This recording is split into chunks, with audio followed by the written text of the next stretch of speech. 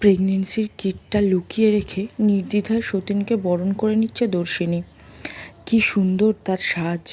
টকটকে লাল রাঙা শাড়ি পরে, কপালে বড় লাল রঙা টিপ, পায়ে আলতা, সাথে মোটা নূপুর। তাদের বাড়িতে আসা মানুষগুলো এমন দৃশ্য হতবাক, বিস্মিত। এমনকি তার স্বামী, যে সদ্য বিয়ে করে এসেছে, সেও আশ্চর্যিত হয়ে তাকিয়ে রইল। দর্শিনীর শাশুড়ি হাই হাই করে উঠল।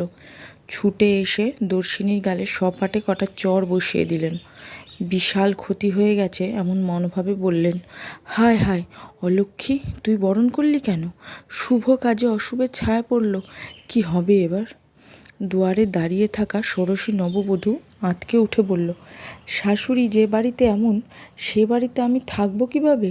আর এই শাড়ি পরা দিদিটাই বা কে? আমার এক দূর সম্পর্কের চাচাতো বোনের মেয়ে। আমি তো অকারণে রাগ করিনি মা। বরণ তো আমায় তোমার করার কথা ছিল, কিন্তু এই অপয়া মেয়েটা করে ফেলল। শাশুড়ির গদগদ কণ্ঠে ভ্রু কুঁচকাল নববধূ। সে সাথে সাথে ঘরে প্রবেশ করে জড়িয়ে ধরল পাথরের ন্যায় লালে রঞ্জিত নারীকে। গালে হাত দিয়ে বলল, শাশুড়ি বড্ড কড়া, তুমি কষ্ট পেও না। আজ থেকে আমরা 7 জন্মের সই। দর্শিনী চুপ রয়, মনে মনে আওড়ায়, এই জন্মেই আমি তোর সবচেয়ে বড় শত্রু না হয়ে যায় সত্যি জানার পর। দর্শিনীর শাশুড়ি এগিয়ে এলেন, নববধূকে টেনে দূরে সরিয়ে নিয়ে গিয়ে বললেন, তার কর্মকাণ্ডে নিশ্চুপ নববধূ। সে বিস্ময় প্রকাশ করার আগেই শাশুড়ি মিনমিন স্বরে বলল, মা, ওর কাছে যেও না, ও যে কালনাগিনী, ওর ছায়া মারালেও পাপ। ষোড়শী নববধূ কপাল কুঁচকাল। শাশুড়ির চেয়েও দ্বিগুণ ফিসফিসিয়ে বলল, ও কালনাগিনী হলে আপনি কি জলহস্তি মা? নববধূর এহেন বাঁকা কথায় বোকা বনে গেল শাশুড়ি মোহনা। চোখ বড় বড় করে ফেলল। তার বড় বউ যতটা না চঞ্চল, এ তার চেয়ে 14 গুণ চঞ্চল। মোহনার মাথায় হাত। তন্মধ্যেই দর্শিনীর ননদ বিহঙ্গিনী এগিয়ে এলো দর্শিনীর দিকে। হাতটা শক্ত করে ধরে দর্শিনীকে ঘরে নিয়ে গেল। দর্শিনী কথা বলল না, কেবল হাসলো। ওরা ঘরে ঢুকতেই বাইরের নতুন বউবরণের আবার তোড়জোড় শুরু হলো। বেজে উঠল শঙ্খ, উলুধ্বনি। এমন করেই বাড়িটা সেজেছিল সেদিন, যেদিন বড় বউ হয়ে এসেছিল দর্শিনী। তবে সেদিন শাশুড়ির মুখে হাসি ছিল না। প্রেমের পরিণতিতে মুখ কালো করে বরণ করেছিল নতুন বউকে। মনে রেখেছিল বিশাল আফসোস। আজ সেই আফসোসের অবসান হলো। মনের মতো বউ এলো, কেবল কপাল পুড়ল দর্শিনীর। এভাবেই তো একজন ভেঙে গিয়ে আর একজনকে গড়ে দেয়। তুই কি পাগল হলি বৌদি? কি করছিস এসব? নিজের কপাল নিজেই এমন তোড়জোড় করে পোড়াচ্ছিস যে উন্মাদ হলি? তোর ভাই তো আমায় সারা জীবনের উন্মাদনায় ডুবিয়েছে। হাসবো না বল? উন্মাদ হওয়া কি আমার অপরাধ? তবে তো বলাই যায়, মোর প্রেম ছিল সারা জীবনের পাপ। বৃহঙ্গিনী চুপ হয়ে যায়। সত্যিই তো, প্রেম তো তখন পাপই যখন প্রেমিক হয় নির্জীব। তার ভাই তো সেই প্রেমিক দলেরই। সেক্ষেত্রে বৌদির প্রেম পাপই হলো। ননদকে চুপ থাকতে দেখে খিলখিল করে হেসে উঠল দর্শিনী। হঠাৎ হাসি শুনে সামান্য চমকে যায় বিহঙ্গিনী। নিজের বৌদিকে এমন করে হাসতে দেখে অবাক হয়। আশ্চর্য হয়ে জিজ্ঞেস করলো, আবার হাসছিস যে? তোর ভাই কতটা কথা ভঙ্গ করতে পারে তা ভেবেই হাসলাম। যখন প্রেম ছিল তখন বলেছিল হাত ছাড়বো না। অবশ্য এখনও হাত ছাড়েনি, কিন্তু এটাকে কি ধরে রাখা বলে? জানিস সেদিন রাতে এসে আমায় কি বলেছিল? বলে, দর্শিনী, আমায় ক্ষমা করো। তুমি বলো, তুমি কি চাও আমি বিয়েটা করি? আমি তখন শক্ত কণ্ঠে কি জবাব দিলুম জানিস? বিহঙ্গিনী ছোট্ট শ্বাস ফেলল। সে জবাবটা জানে, তবুও দর্শিনীকে হালকা করার জন্য কেবল বলল, কি? আমি বললাম, তুমি যদি চাও আমি বেঁচে থাকি, তবে বিয়েটা করো। সেই দিন তোর ভাই হাঁপ ছেড়ে বাঁচল। কথা ছড়ালো আমি নাকি চাই বিয়েটা হোক। সেদিন তোর ভাই আমার মনের কথা জেনেও প্রশ্ন করেছিল এমন জবাবের জন্যই। কোনো নারী কি চাই সতীন নিয়ে বাঁচতে? আমি চাইলাম।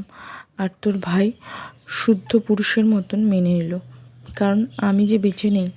বৃহঙ্গিনী আঁতকে উঠল, মুখ চেপে ধরল দর্শিনীর, ভয়ার্ত কণ্ঠে বলল, অমন বলিস না। তুই তো জানিস দাদাই তোকে কত ভালোবাসে। ও আমি ঢের জানি, না হলে কি আর পুরাতন বইয়ের মান রাখতে ঘরে সতীন আনে? অত ভালোবাসা আমার কপালে সইবে না যে। তোর বাড়ির মানুষ বিয়ের কথা জানে? না, কি বলবো নিজের স্বামীর নামে, কেই বা বলতে চাই? নাকি বলবো, মা তোমার মেয়ে 3 বছরের সংসার টিকিয়ে রাখতে পারেনি, এতটা অলক্ষী সে। হয়তো প্রেমের সংসারে নয়তো ভালোবাসায় ঘুণ ধরেছিল, তাই নড়বড়ে হয়ে গেছে, এটা বলবো? আচ্ছা বৃহঙ্গিনী, সংসারে কি সন্তানই সব? বৃহঙ্গিনী থম মেরে বসে থাকে, উত্তর দেয়, তোর সংসারে তো সবই বলে গণ্য করা হয়েছে।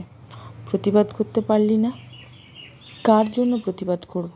তোর ভাইয়ের জন্য? সেই তো আমার বিপক্ষীয় দলে, তারও যে নতুন রং লাগবে সে কি আমি বুঝি না?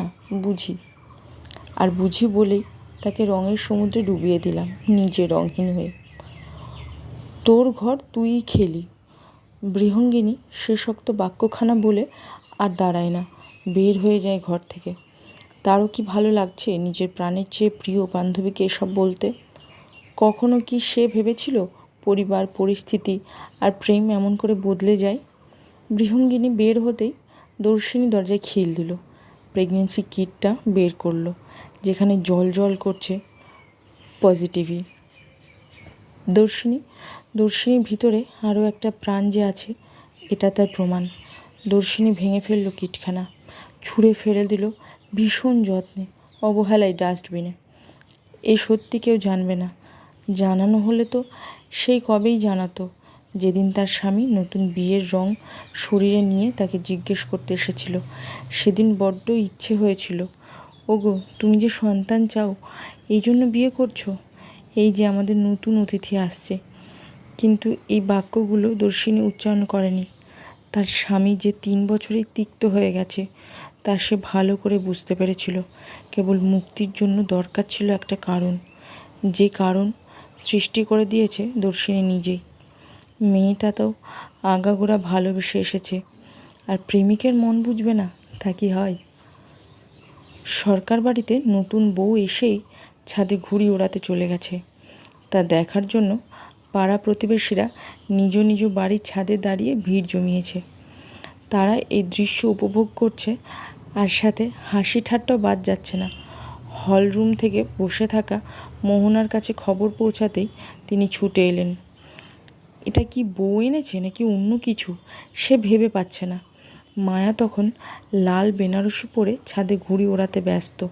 শাশুড়ি ছুটে এলেন, বউয়ের হাত ধরে আশেপাশে তাকালেন। মোহনার হাত পা ঠান্ডা হয়ে যাচ্ছে লজ্জায়। নিজে পছন্দ করে একটা বাঁদর শেষমেশ আনলো। মোহনা নিজে নতুন বউকে একপাশে নিয়ে ফিসফিস করে বলল, তুমি না নতুন বউ? নতুন বউরা ঘুড়ি ওড়ায় না। তাহলে কি পুরাতন বউরা ঘুড়ি ওড়ায়? আপনি একটু ঘুরাবেন শাশুড়ি? এই মেয়ে, শাশুড়ি কি মা বলতে পারছো না? না পারছি না বলেই তো বলছি না। আমার একটাই মা, তাও সে অনেক ভালো। মায়ার সহজ সরল বাক্যে মোহনার মাথায় ছোটোখাটো বাজ পড়ল। অন্যদিকে মায়া মিটমিটিয়ে হাসছে আর নানান রকমের ফন্দি ফিকির আঁটছে। তুমি যে এই ঘরে, নতুন বউ কই? দর্শিনীর ঠাট্টার স্বরে প্রশ্ন করা ইঙ্গিত বুঝতে পেরেছে বিপ্রতীপ। মাথা নত করে মিনমিন কণ্ঠে সে বলল, তুমিও আমার সাথে ঠাট্টা করছো প্রিয়দর্শিনী? আমি তো তোমার ইচ্ছাকেই প্রাধান্য দিলাম। সে তো অনেক আমার ইচ্ছার মূল্য দিলে। এবার যাও নতুন বাসরে, তোমার আজ রঙিন রাত। প্রিয়দর্শিনী? কিসের প্রিয়দর্শিনী? সেদিন রাতে বিয়ে করতে পারবে কি না জিজ্ঞেস করার সময় ছিলাম দর্শিনী, আজ আবার প্রিয়দর্শিনী। গাছেরও খাবে, তলারও কুড়োবে? সে শক্ত শব্দগুলো যেন তীরের মতো বিঁধল বিপ্রতীপের কাছে। সে উত্তর খুঁজে পেল না আর। তার শব্দের যেন বড্ড অভাব। দর্শিনী বুঝেছে স্বামীর মনোভাব। বিপ্রতীপকে সে ঘরের দরজার বাইরে পাঠিয়ে দিল। বিপ্রতীপ কেবল অবাক বনে চেয়ে রইল। দর্শিনী কৌতুক হেসে গেয়ে উঠল, তোমার প্রেমেতে অন্ধ হলাম, কি দোষ দিবি তাতে? বন্ধু তোরে খুঁজে বেড়াই সকাল দুপুর রাতে, আগুন জেলে পুড়েছিলাম, দিলাম তাতে ঝাঁপ, তোর আমার প্রেমে ছিল রে বন্ধু পুরোটাই পাপ। রাত নেমেছে আকাশের বুকে, ভীষণ নিস্তব্ধ রাত, বিষণ্ণ রাত, যে রাত মন খারাপগুলো লুকিয়ে রেখেছে নিজের বুকে। দর্শিনী শুয়ে আছে ছাদের হিম শীতল হয়ে থাকা মেঝেতে, শাড়ির আঁচল বিছিয়ে আছে পাশেই, নিষ্পলক চেয়ে আছে আকাশের পানে, হিসেব মিলাচ্ছে হয়তো, পাওয়া না পাওয়ার হিসেব। যেদিন বিপ্রদীপের সাথে তার প্রথম দেখা হয়েছিল তখন ছিল ভরা আশার পরিবেশ।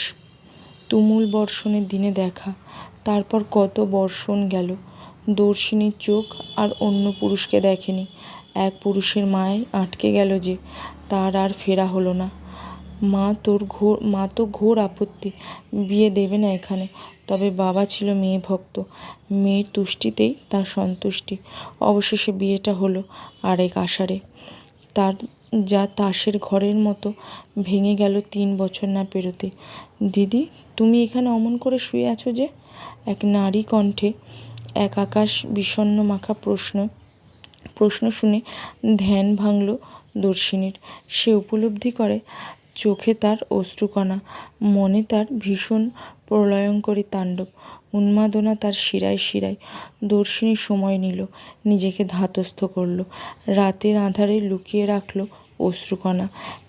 পরিবেশ বেশ স্বাভাবিক হয়ে উঠে মাথা ঘুরিয়ে তাকালো পিছনে তাকাতেই তার শরীরে বিদ্যুৎ খেলে গেল।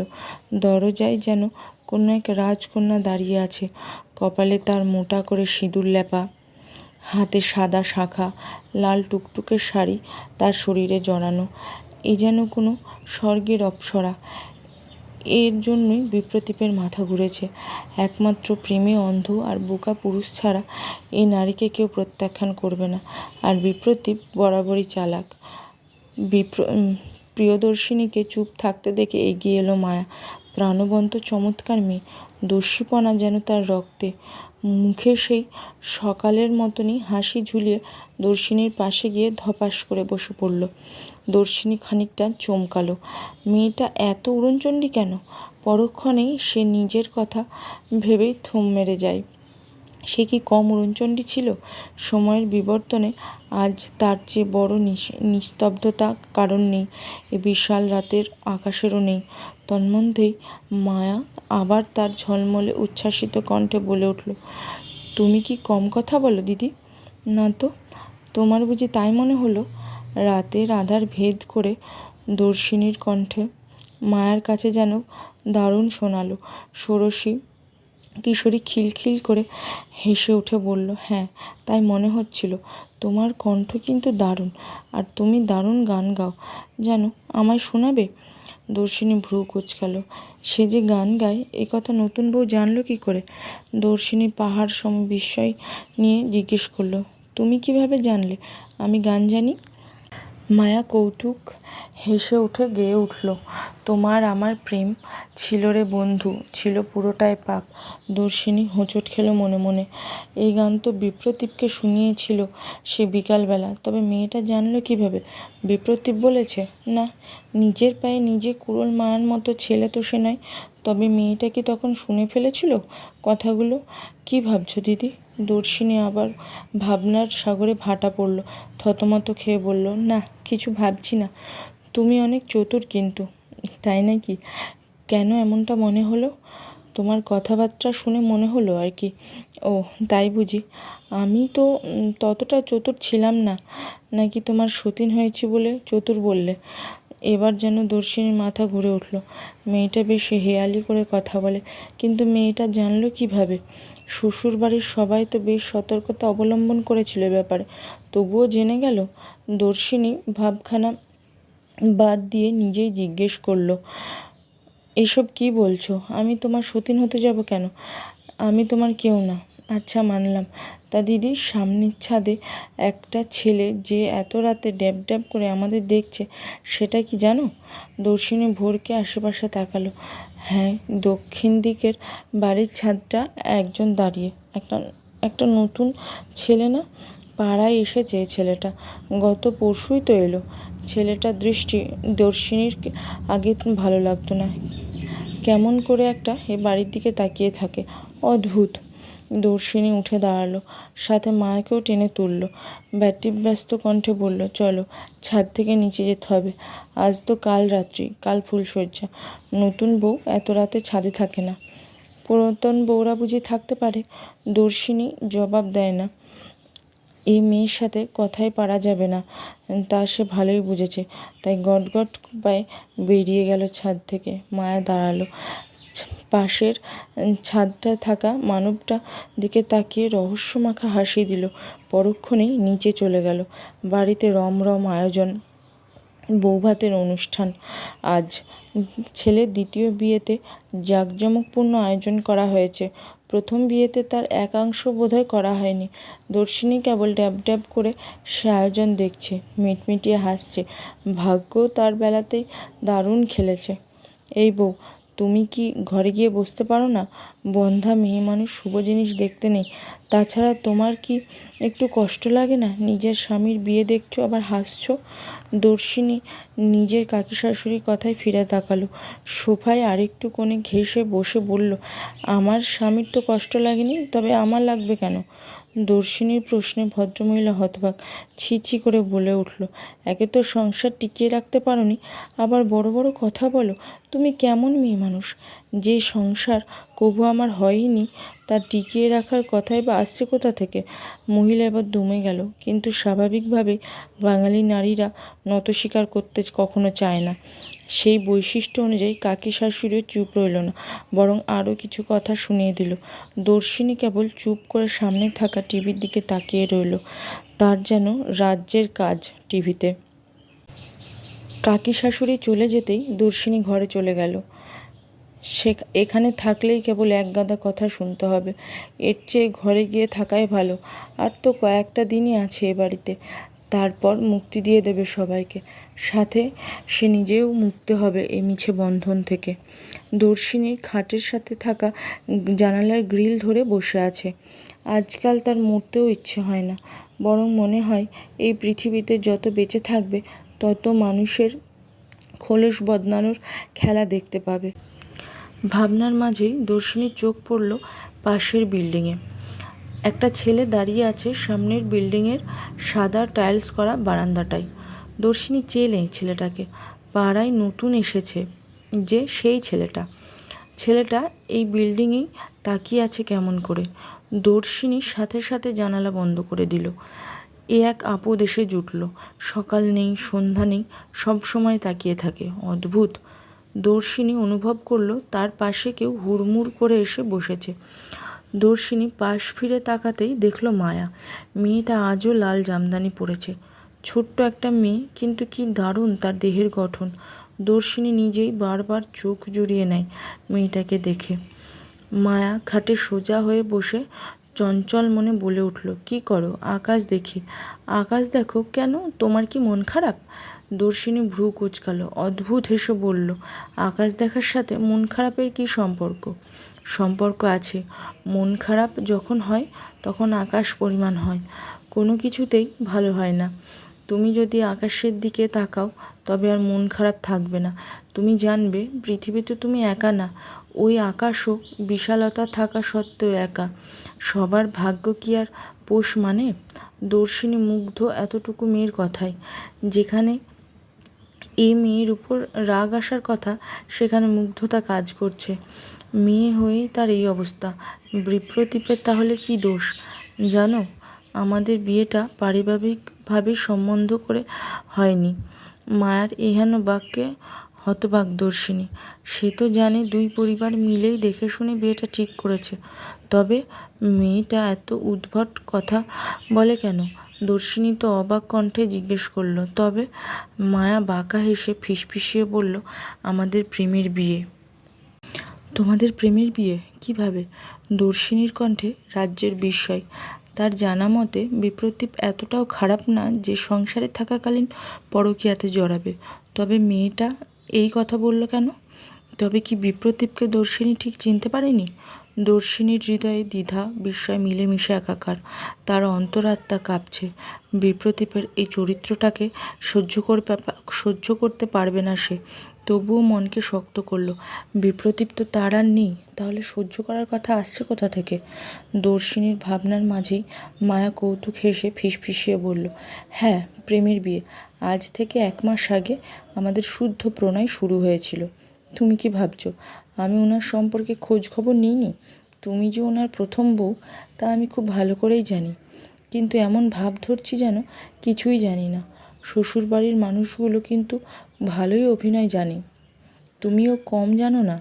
বিবাহিত পুরুষের সংসার ভেঙে সুখে থাকতে পারবে তো? দর্শিনীর কণ্ঠে তীক্ষ্ণতা। মায়া মিষ্টি হেসে উত্তর দেওয়ার আগেই বিহঙ্গিনী তাদের রুমে হন্তদন্ত হয়ে প্রবেশ করল। রুমে ঢুকেই অবিশ্বাস্যকর দৃষ্টিতে তাকিয়ে রইল। আকাশসম বিস্ময় নিয়ে বলল, নতুন বউ, তুমি এখানে কেন? প্রশ্নটা করার আগেই ভীত দৃষ্টিতে তাকালো দর্শিনীর পানে। সত্যিটা যদি নতুন বউ জেনে যায় সেই ভয়ে। দর্শিনী চোখ দিয়ে আশ্বস্ত দিল, নতুন বউ কিছুই জানে না। বিহঙ্গিনী ধাতস্থ হলো, চিন্তামুক্ত হয়ে ছোট্ট শ্বাস ফেলল। মায়া ততক্ষণে উঠে দাঁড়িয়েছে। তার চঞ্চল উচ্ছ্বাসিত কণ্ঠে বলল, এই দিদিটাকে আমার খুব ভালো লাগে ননদিনী, তাই এই দিদিটার সাথে কথা বলতে এলুম। তোমাকে খুঁজছে সবাই। আজ তোমাদের ফুলশয্যা, মহিলা এসেছে সাজাতে, চলো আমার সাথে। বিহঙ্গিনী কোনো মতে কথাটা যেন উগরে দিল। যেভাবে হন্তদন্ত হয়ে এসেছিল সেভাবে হন্তদন্ত হয়ে চলে গেল, হয়তো চক্ষুর লজ্জার জন্য। দর্শিনী ঠেস মেরে বলে উঠল, যাও যাও, আজ নতুন রাত তোমাদের। এ ঘরে তোমায় মানাচ্ছে না। যে ঘরে মানাবে সে ঘরে যাও। একজন বিবাহিত পুরুষকে ফাঁসিয়ে কতটুকু শান্তিতে থাকো সেটাও আমি দেখব। মায়া মেয়েটার বয়স যত ছোট, বুদ্ধির দিক থেকে ঠিক ততটাই বড়। দর্শিনীর ঠেস মারা কথা বুঝতে তার কয়েক সেকেন্ডও ব্যয় করতে হয়নি। সে আলতো হেসে বলল, তা আমি ফাঁসিয়েছি কে বলল তোমায়? নিজের স্বামীকে এখনো শুদ্ধ পুরুষ ভাবো? সে ততটাও ভালো নয়।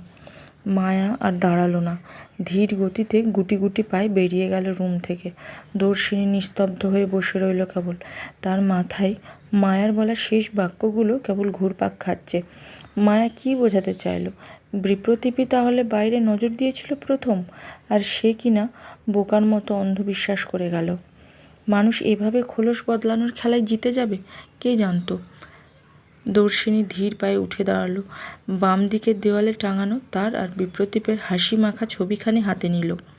এখন বিষণ্ণ সন্ধ্যা, বিষাদ বিলাস করার সময়। একটু পর রাত নামবে আকাশের বুকে। বিপ্রতীপের বক্ষ মাঝে থাকবে অন্য নারী। এ ব্যথা বুঝি মানা যায়? কোনো নারী এ রাত মেনে নেবে? দর্শিনী বারান্দায় গিয়ে দাঁড়ালো। আজ বৃষ্টি হবে। আকাশ কেমন থম মেরে আছে। আকাশের বুঝি মন খারাপ? দর্শিনী বিষণ্ণ মাখা হাসি হাসল নিজের উপর। ভালোবেসেই তো বিয়ে করেছিল, তবে আজ এই দিন কেন এলো তার জীবনে? নারী জীবন কি অদ্ভুত। আজ নারী বলে কি স্বামীর বাসর দেখতে হবে? দর্শিনী দেখবে না সে বাসর, মানবে না নারীর জীবনের শর্ত। নারীর হৃদয়ে কি ব্যথা লাগে না? মানুষ কেবল ভুলে যায় নারীর হৃদয় থাকতে পারে। হঠাৎ দর্শিনীর হৃদয় বিদ্রোহ ঘোষণা করল। মানল না কোনো রকম অজুহাত। ছুটে এলো রুম থেকে। গুছাতে হবে নিজের শেষ বিদায়ের জন্য। শুনেছি জীবিত নারী একমাত্র মৃত হলেই শ্বশুরবাড়ি ত্যাগ করে। তবে কি আজ দর্শিনীও মৃত? না, দর্শিনী বাঁচবে। নতুন করে জীবিত হওয়ার জন্য বাঁচবে, বাড়ি ছাড়বে। কেবল রাত বাড়ার অপেক্ষা। দর্শিনী ঘরের বাইরে গেল। লুকিয়ে নতুন বউয়ের ঘরের দিকে উঁকি মারল। খুব গোপনে রক্তক্ষরণ হলো তার হৃদয় মাঝে। দেখল না কেউ, শুনল না কেউ তার হাহাকার। হৃদয় ভাঙার যে শব্দ হয় না, নিজেকে এমন গোপনভাবে রক্তাক্ত করতেই হয়তো এসেছিল এখানে। ফুলের খাটখানা দেখলে যে তার হৃদয়ের কোমলতা জাগে না, তা দর্শিনী ঢের জানা আছে। তাই তো একটু ঘৃণা করাতে এলো। না হয় মায়া, মোহ, মমতা, প্রেম যে কাটবে না, কিন্তু ঘৃণা কি আর করাতে পারল? কুড়ালো তো একরাশ ব্যথা। দর্শিনী রুমের বাইরে ছুটে গেলে যাওয়ার আগেই মোহনা রাশভারী কণ্ঠে ভেসে এলো, এখানে কি করছো? দর্শিনী চমকে গেল। এমন করে ধরা পড়ে যাবে কে জানতো। তবু নিজেকে স্থির করলো, নিজেকে ধাতস্থ করে সুন্দর করে বলল, মা, ফুলশয্যার ঘর দেখতে আসছিলাম। মোহনা যেন বেজার হলো, মুখ কালো করে বলল, এটা দেখার কি আছে? নাকি নিজের সর্বনাশ দেখতে ভালো লাগে? কি অদ্ভুত মেয়ে মানুষ তুমি। আমার হলে লজ্জায় মরেই যেতাম। তোমার লজ্জা শরম নেই বাপু? দর্শিনী খিলখিল করে হেসে উঠল, ঠাট্টার স্বরে বলল, কিসের লজ্জা মা? মোহনা যেন বোকা বনে গেল। নতুন বউ আসার পরে থেকে সে যেন বোকাই বনে যাচ্ছে। বউ আনলো না অলক্ষ্মী ভেবে পাচ্ছে না। দর্শিনীর প্রশ্ন আর উত্তর দেয় না মোহনা। গটগট পায়ে বেরিয়ে চলল সেখান থেকে। দর্শিনীও তার ঘরে চলে গেল। সে যেন ধরা পড়ে যাবে, কবে যাবে বেঁচে গেছে। সে যেন ধরা পড়ে যাবে যাবে করে বেঁচে গেছে। লক্ষ কোটি ধন্যবাদ জানিয়েছে সৃষ্টিকর্তাকে সে এর জন্য। দর্শিনীর ফোন হঠাৎ বেজে উঠল। স্ক্রিনে জল করছে বাবা নামের লেখা নামটা।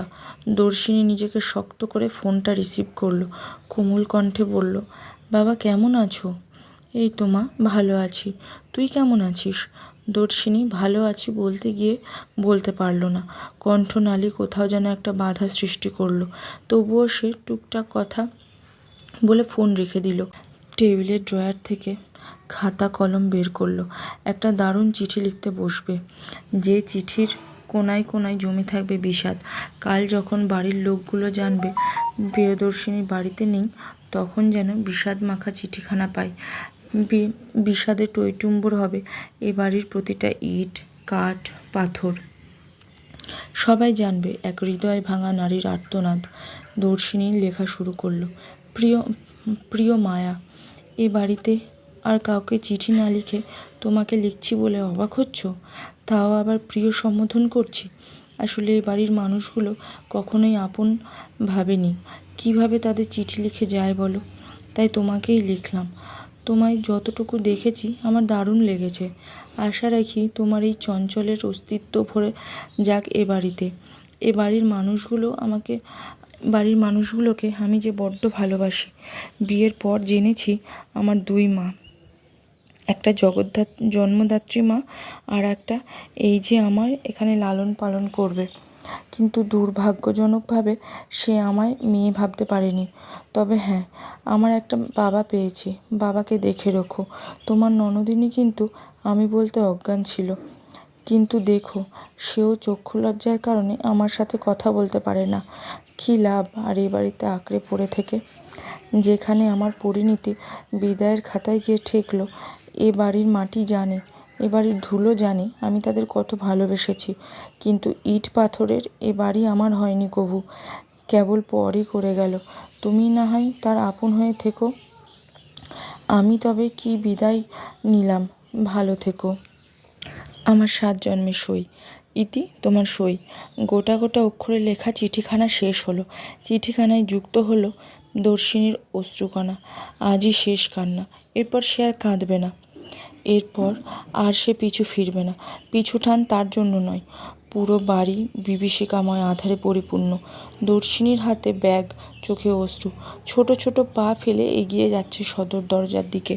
এবাড়ির মায়া তাকে বারবার আঁকড়ে ধরেছে, তবুও তাকে যেতে হবে। কার মায়াতে আটকাবে সে? যে মানুষ আজ অন্য নারীতে মত্ত, তার মায়াতে? না, থাকুক এমন বেশরম মায়া। যে মায়া ছোট করবে আত্মমর্যাদা, সে মায়া থেকে লাভ কি? দর্শিনী ধীরে ধীরে দরজা খুলে কেবল বাহিরে পা রাখবে, তখনই একটা রাশভারী কণ্ঠ ভেসে উঠল, চলে যাচ্ছ? থেকে গেলে হয় না? কণ্ঠে তার রাজ্যের আকুতি, যে আকুতি থামিয়ে দিল দর্শিনীর পা। ডুকরে কেঁদে উঠল হৃদয়ের আঙিনা। রাতের রাস্তায় সোডিয়ামের আলোয় আলোকিত হলুদ বর্ণা লাইটগুলো দারুণ রং সৃষ্টি করে আঁধারের রাতে। ভিজে রাস্তায় মাটি থেকে এক নেশালো ঘ্রাণ বের হচ্ছে। মাটি ভিজলে এক নিদারুণ সুগন্ধি ছড়ায়। একটু আগে ঝড়ের কারণে রাস্তায় হাজারখানেক পাতা আর ফুলের ছড়াছড়ি। সেই ভিজে ফুল পাতা ডিঙিয়ে এক রাস্তায় চলে যাচ্ছে এক মানবী, যার ঠাঁই মেলেনি শ্বশুরবাড়িতে, যার প্রেমিকের বক্ষ মাঝে অন্য নারীর ঠিকানা। দর্শিনী গত 1 ঘণ্টা যাবৎ ধীর গতিতে হেঁটে রাস্তায় উঠেছে। শরীরে জড়ানো সাদা শাড়ি, হাতে গলায় কপালে এক বিবাহিতের চিহ্ন নেই। ওই বাড়িতে ত্যাগ করার সাথে সাথেই ত্যাগ করেছে নিজের বৈবাহিক ঠিকানা।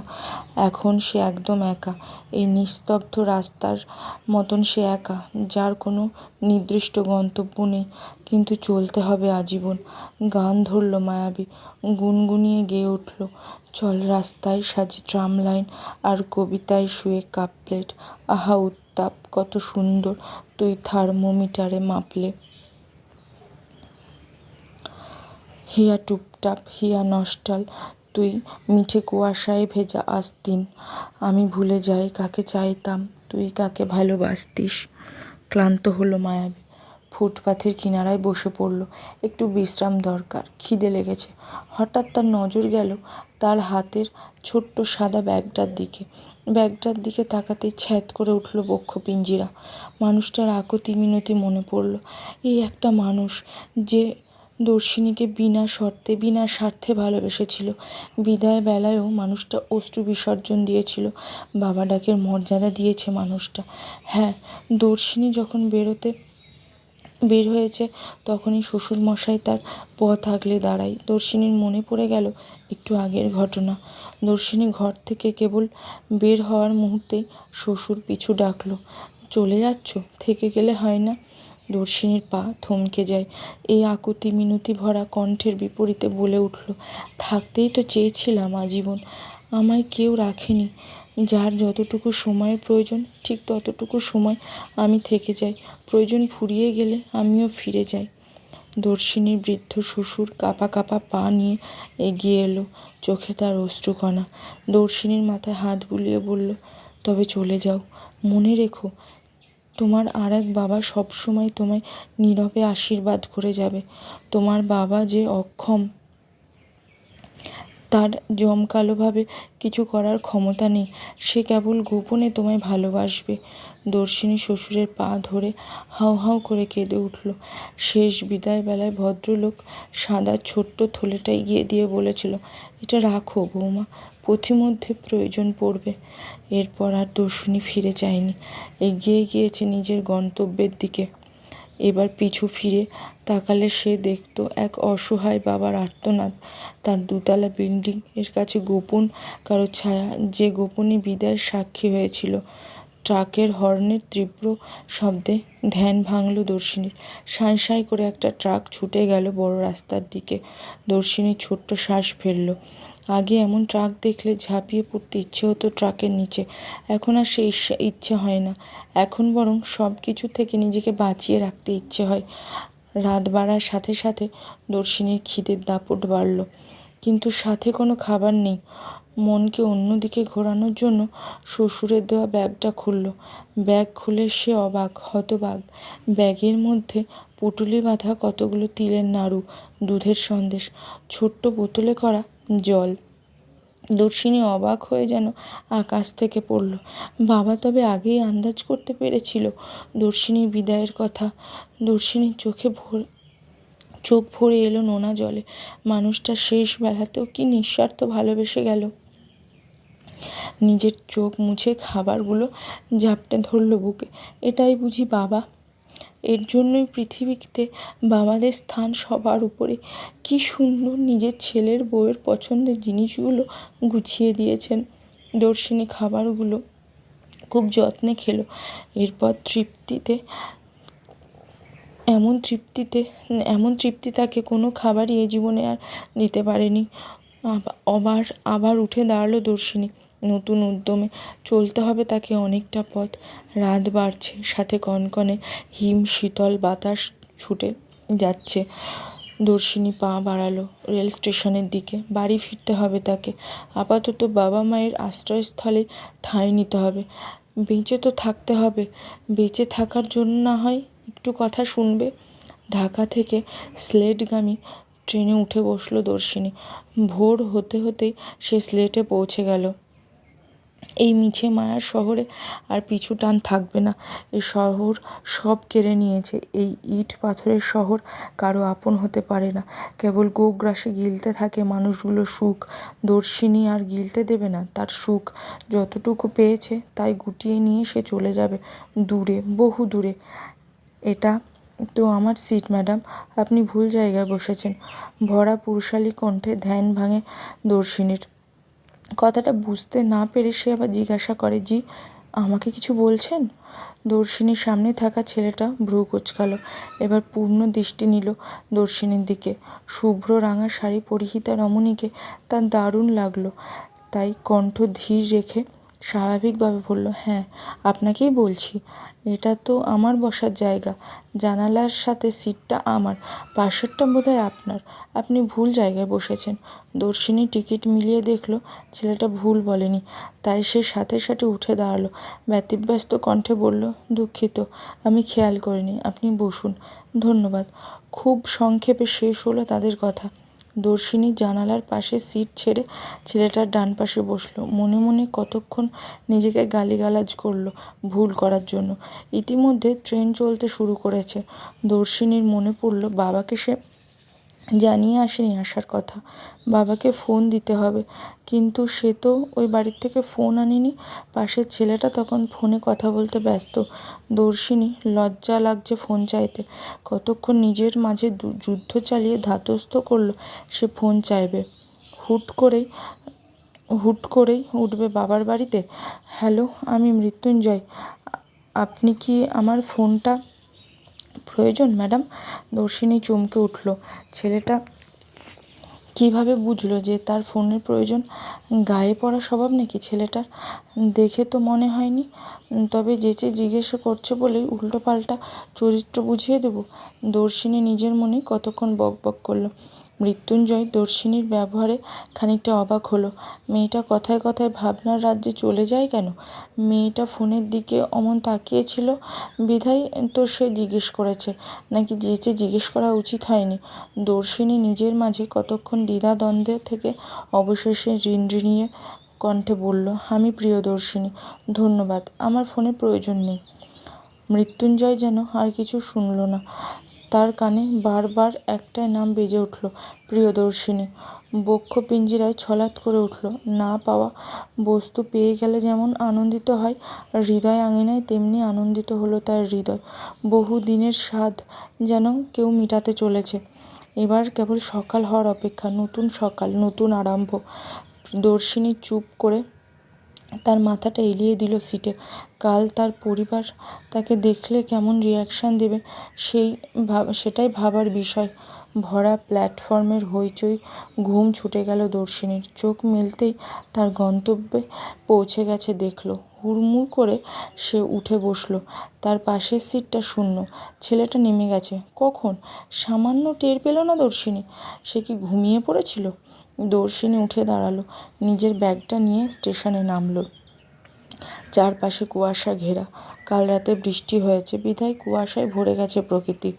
দর্শিনী নিজের ব্যাগটা নামিয়ে শরীর সামান্য ঝাঁকিয়ে নিল। ক্লান্তিভাব ছুটে গেছে শরীর থেকে। হঠাৎ সে অনুভব করল তার শরীরের কেউ কিছু জড়িয়ে দিচ্ছে। দর্শিনী চমকে তাকিয়ে দেখে চাদর। দর্শিনী অবাক হয়ে যায়। পিছু ফিরতেই ঘুরে সে অবাক ভাব আকাশ ছুঁয়ে গেল। বিস্মিত কণ্ঠে বলল, তুমি? চালতা ফুল শিশির জলে ভিজে সিক্ত। ভোরে রেল স্টেশনে মানুষের গমগমে ভাব, হইচই ভরা চারপাশে। প্রিয়দর্শিনী অবাক চোখে বাবাকে দেখছে। কতদিন পর বাবাকে দেখেছিল, প্রায় বছর ঘনিয়ে এলো। আবার এতদিন পর বাবাকে এমন আদুরে সান্নিধ্যে পাবে সে ভাবতেই পারেনি। বাবার দেওয়া চাদরখানা খুব আবেশে জড়িয়ে ধরে নিবিড় কণ্ঠে শুধালো, বাবা, তুমি এখানে? প্রতাপ সাহা খানিক হাসলেন। পাঞ্জাবির হাতটা খানিকটা গুটিয়ে প্রশ্নের বিপরীতে প্রশ্ন ছুড়লেন, মা, তুমি এখানে? প্রিয়দর্শিনী বাবার প্রশ্ন করার নমুনা দেখে হেসে উঠল। কতগুলো দিন পর এমন খিলখিলিয়ে হাসল সে। বাবা একদম বদলায়নি, আগের মতোই আছে। দর্শিনীর হাসি থামল। হাসতে হাসতে চোখের কোণে জল জমেছে। প্রতাপ মেয়ের চোখের জল মুছিয়ে দিয়ে ছোট্ট কণ্ঠে বলল, জল বুঝি এতই বেড়েছে এই নেত্রযুগলে? হাসির সময়ও সে বাদ মানছে না। কিসের এত কান্না তোমার মা? প্রিয়দর্শিনীর মুখের সম্পূর্ণ হাসিটা উবে গেল। মুখে নামল অমাবস্যা। আধার মুখখানা দিয়ে রিনরিনিয়ে শব্দে বলে উঠল, কপালে যার কান্না, যার ললাটে লেখা, তার কান্না করার কারণের অভাব হয় না বাবা। তা তোমার প্রশ্নের উত্তরটাই আগে দিই। আমি এখানে এসেছি তোমাদের বাড়ি যাব বলে। নিবে আমায়? প্রতাপ সাহা মেয়ের মুখে কথা শুনে উচ্চস্বরে হেসে উঠল। শরীর দুলিয়ে হেসে বলল, আমাদের বাড়ি কি তোমাদের বাড়ি না মা? তুমি নিজের বাড়ি যাবে, আমি নেওয়ার কে? চলো তবে নিজ স্থানে, এই অধম তোমায় পথ দেখিয়ে দেবে। দর্শিনী আবার হেসে উঠল। বাবাটা বরাবরই এমন, এত ভালো। কিন্তু বাবা কিভাবে জানলো দর্শিনী আসার খবর? দর্শিনী মনে মনে প্রশ্নের সমাহার। প্রশ্ন করবে কি করবে না ভেবে তার বিরাট দ্বন্দ্ব শুরু হলো মনে। প্রতাপ সাহা বোধহয় বুঝলেন মেয়ের মনোদ্বিধা। মেয়ের মাথায় ভরসার হাত রেখে বললেন, আমি কিভাবে জানলাম তুমি এখানে আসবে সেটাই ভাবছো মা? দর্শিনীর সাথে সাথে উপর নিচে মাথা নাড়ালো, যার অর্থ হ্যাঁ। প্রতাপ মেয়ের বাচ্চা সুলভ আচরণ দেখে হাসি মুখে বলল, আমাকে মৃত্যুঞ্জয় বলেছে। দর্শিনী ভ্রু কুঁচকালো। নামটা বেশ পরিচিত মনে হলো, কোথাও একটা শুনেছে। ভেবে কুল কিনারা মিলল না। এই নামটা সে কোথায় শুনেছে। কতক্ষণ ভেবে কুল না পেয়ে নিজেই বাবাকে জিজ্ঞেস করলো, কে এই মৃত্যুঞ্জয়? প্রতাপ সাহা যেন এমন প্রশ্নের আশা করেনি। কাল রাতে মেয়েটা যার পাশে বসেছিল আজ তার নামটাই মনে করতে পারছে না। মেয়েটার মস্তিষ্ক তবে কত কিছু সহ্য করেছে যে সামান্য জিনিসটাও সে মনে রাখতে পারছে না। ছোট্ট শ্বাস ফেলল প্রতাপ। মেয়ের ব্যাগটা হাতে নিয়ে একটা ভ্যান ডাক দিল। সকালবেলা এখানে ভ্যান ছাড়া কিছু পাওয়া যায় না। দর্শিনীর উত্তরের আশা না করেই ভ্যানে গিয়ে বসল। প্রতাপ ভ্যান চালক ছেলেটাকে ডেকে হাসি মাখা কণ্ঠে বলল, রাসেল, অনেক দিন পর আমার মেয়ে গ্রামে আসছে। বাজারের দিক দিয়ে যাবি, বড় মাছ নিতে হবে। আমার মেয়ের মাংস পছন্দ, মাংস নিতে হবে। সাবধানে চালিয়ে যাবি কিন্তু। ভ্যান চালক ছেলেটা হেসে মাথা দুলিয়ে বলল, আচ্ছা কাকা, আপনি বহেন। দিদিরে তো আমি দেখা চিনেছি, শহর থেকে আসছে। দিদি, দুলাভাই আইলো না? প্রিয়দর্শিনী যেন এই ভয়েই ছিল, এই প্রশ্নটা তাকে কেউ না করে বসে। ঠিক ভয়টাই পেয়েছিল। এখন কি উত্তর দিবে সে? বাবা হয়তো খেয়াল করেনি এখনো তাকে ঠিক মতন, তাই জিজ্ঞেস করেনি। কিন্তু এখন তোর দুলাভাই দিয়ে কি কাজ? আমার মেয়ে আসছে সেটাই অনেক। যা এখন চালানো শুরু কর। প্রতাপের উত্তরে হাঁপ ছেড়ে বাঁচল দর্শিনী। বাবা কেমন বাঁচিয়ে দিল তাকে। কিন্তু আর কত বাঁচাবে, কতক্ষণ বাঁচাতে পারবে? বাবা নিজেও তো জানেন কত কিছু। ভ্যান চালাতে শুরু করলো। দর্শিনী বাবার দিকে তাকিয়ে রইল। বাবার মুখে তৃপ্তির হাসি। এতদিন পর মেয়েকে দেখছে। কতক্ষণ থাকবে এই তৃপ্তি? সব সত্যি জানার পরও বাবা এভাবে হাসবে তো?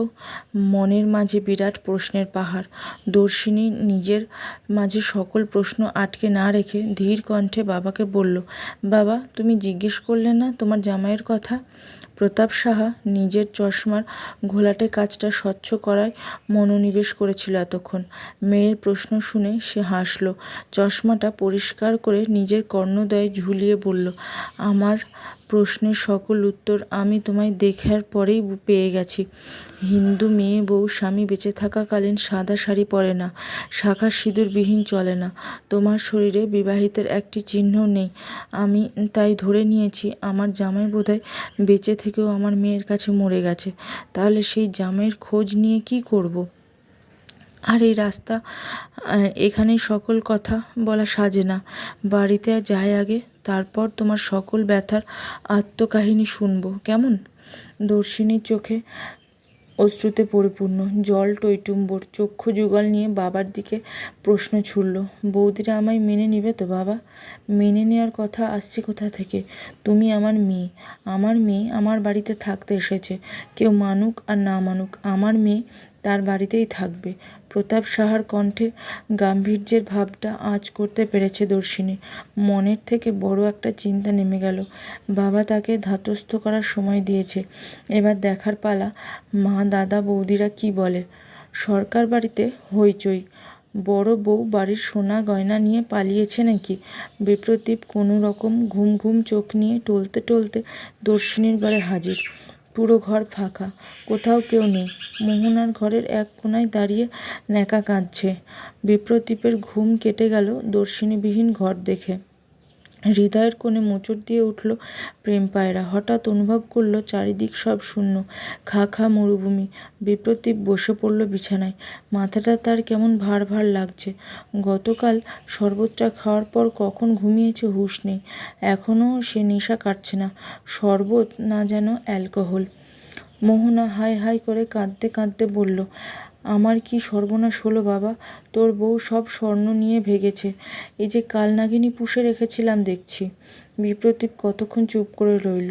তার যেন বিশ্বাসই হচ্ছে না দর্শিনী তাকে ছেড়ে যেতে পারে। কতক্ষণ সে থম মেরে বসে রইল, নিজেকে ধাতস্থ করল। তার মস্তিষ্কের প্রতিটি নিউরনে ছড়িয়ে পড়ল প্রিয়দর্শিনীর হৃদয়ের কথাখানা। শরীর রোমাঞ্চিত হলো। হঠাৎ মনে হলো দর্শিনীবিহীন সব পানসে, সব। ঘরে হুড়মুড় করে প্রবেশ করলো মায়া। অবাক কণ্ঠে বলল, কার বউ পালিয়েছে বললেন? ওই দিদিটা আপনার ছেলের বউ ছিল? মোহনা যেন নিজের পায়ে নিজেই কুড়ুল মারল। থতমত খেয়ে গেল সে। আমতা আমতা করে বলল, না না, তুমি ভুল শুনেছ মা। আমি কিছু ভুল শুনিনি। আপনাদের সব আত্মীয় স্বজন বলছে দর্শিনী দিদি আপনার ছেলের প্রথম পক্ষের বউ। মায়ের কথা শুনে মোহনার মাথায় হাত। হৈ হৈ করে ছুটলেন কোন আত্মীয় এমন অলক্ষণে কাজ করেছে তা জানতে। মায়া এগিয়ে এলো বিপ্রদীপের দিকে, কণ্ঠ খাদে নামিয়ে বলল, কি মশাই, কষ্ট হচ্ছে?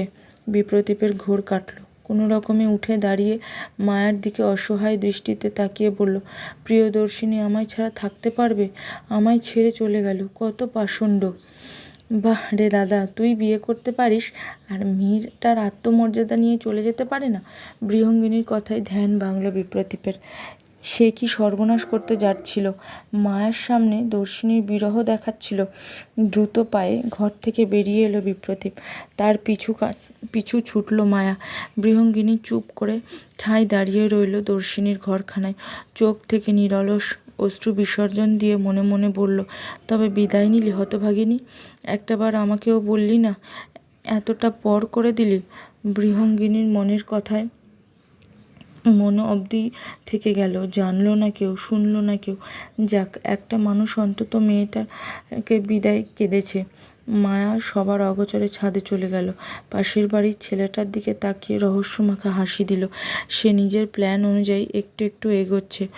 অসৎ পুরুষ নিঃস্ব হোক, নিঃসঙ্গ হোক, জামাই থাকতে তোমার এমন বিধবার সাজ কেন দর্শিনী? নিজের মায়ের কথায় অন্তরাত্মা কেঁপে উঠল দর্শিনীর। নিজেকে সে যতই শক্ত করুক, বিধবা শব্দটা কোনো নারী শুনতে পারে না। আহা সরলা, মেয়েটা বাড়িতে পা রাখতে না রাখতেই তুমি এমন প্রশ্নবিদ্ধ করছো? প্রতাপের কথায় সরলার গলা স্বর আরও উঁচুতে উঠল। চেঁচিয়ে বলল, তুমি চুপ করো। এ মেয়ের কি সাজ তুমি দেখনি? এমন স্বামী সংসার ফেলে বিধবা সেজে বাপের বাড়িতে মাটি খামচাতে এসেছে নাকি সে? দর্শিনীর অপমানে শরীর রি রি করে উঠল। সে জানতো মা এমনই আচরণ করবে। বরাবরই মা কেমন যেন। তাই বলে এই সময়ও মা এমন করে বলবে দর্শিনী ভাবতে পারেনি। এই মেয়ে এই কথা বলছো না কেন? তুমি এই বাড়িতে এই বেশে ধরে এসেছো কেন? মা, ওই বাড়ি ছেড়ে আমি চলে এসেছি। দর্শিনীর উত্তর দিতে দেরি, কিন্তু গালে সপাটে চড় পড়তে দেরি হলো না। দর্শিনী ছিটকে পড়ল মাটিতে কারোর পায়ের সামনে। মানুষটাকে দেখে দর্শিনী যেন আকাশ থেকে পড়ল।